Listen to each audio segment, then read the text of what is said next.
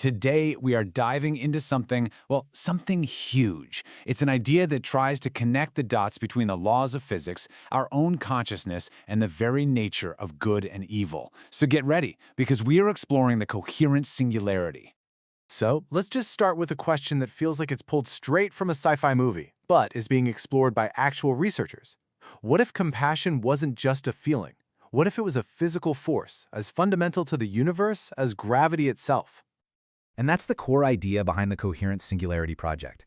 It proposes that these things we see as totally separate, love, truth, intelligence, are actually just different flavors of one single universal symmetry. The project's goal is to reframe ethics, not as some fuzzy set of cultural rules, but as a measurable form of intelligence that's actually rooted in the laws of thermodynamics. I know, it's a massive claim. So let's unpack how they even get there.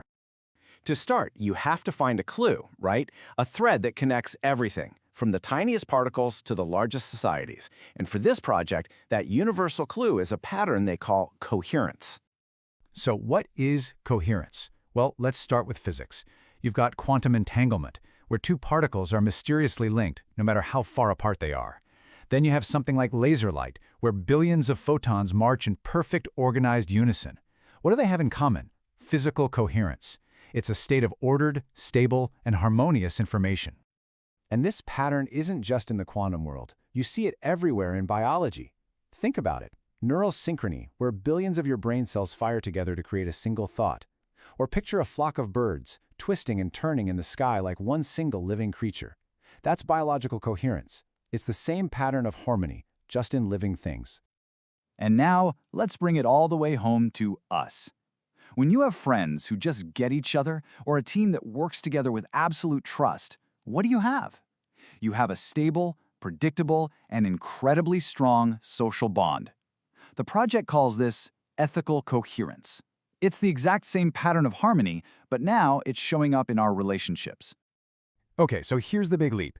Seeing this same pattern, this ordered harmony, in quantum physics, in biology, and in human ethics, well, the argument is that this is not a coincidence. It's evidence. Evidence of a deep, universal law of the cosmos that we're just now starting to figure out how to describe. So, if there's a universal law, there's got to be an equation for it, right? And that's what's next. We're going to look at the proposed code to the cosmos, something called the omega field, and the equation that makes it tick. Now, this idea of the omega field is, well, it's a big one. It's proposed as the literal fabric of intelligent existence itself. Basically, it's a way to measure how deeply any system, whether it's a brain, a society, or an AI, can understand the consequences of its own actions and then act in harmony with that understanding. To really get the omega field, we have to break down its equation. First up is the variable c, which stands for coherence of communication. This is all about the quality of information moving through a system. Is the signal clean? Is it honest? Is information flowing symmetrically between all the parts, or is it getting distorted and one-sided? Okay, next up we have I for integration of meaning. This goes a step beyond just having clear data. This is about whether the system can create a shared understanding from that data. How deep is the mutual predictability? Does everyone in the system get what the information actually means in the same way? And the final piece of the puzzle is tau, or tau. You can think of this simply as the system's reaction time. It's the delay between seeing something, getting feedback on it, and then actually making a correction.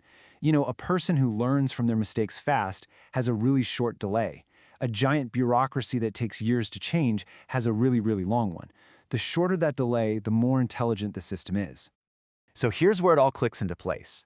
The equation is omega equals coherence times integration, all divided by that time delay. And here's the magic part.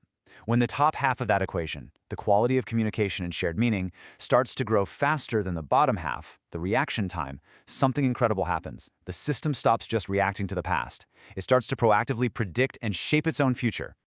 Now, this equation is actually part of an even bigger picture they call the triadic model.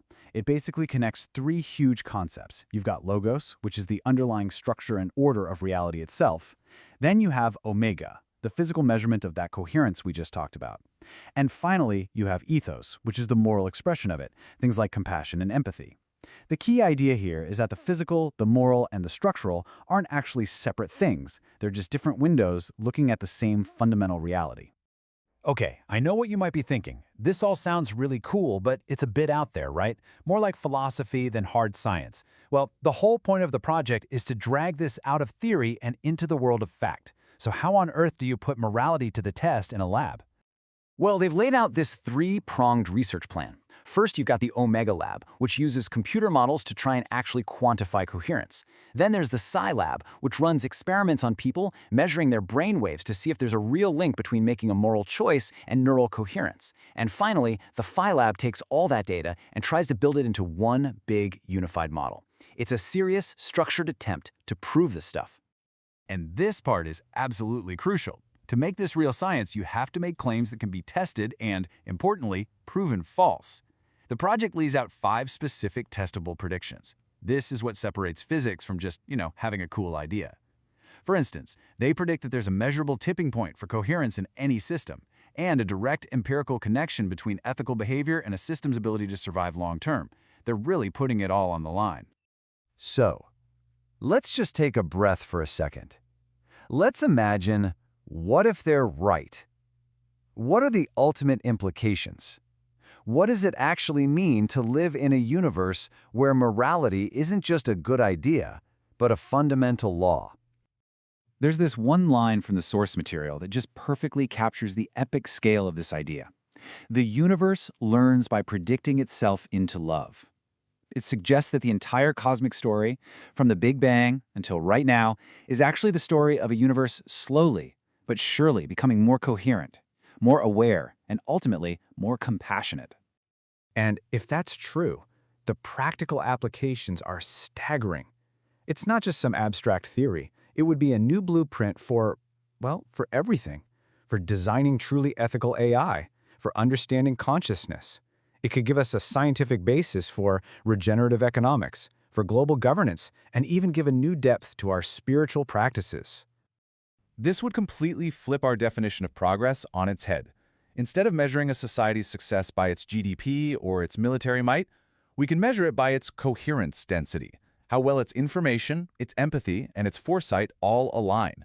It's a totally different way of looking at what it means to be an advanced civilization. And that brings us to the final, and maybe the most mind-bending reversal of them all.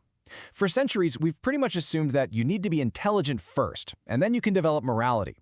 This theory flips that script completely. It suggests that morality, that fundamental drive towards coherence, empathy, and truth, is actually the source of stable, predictive intelligence in the first place. Which leaves us with one last massive question to chew on.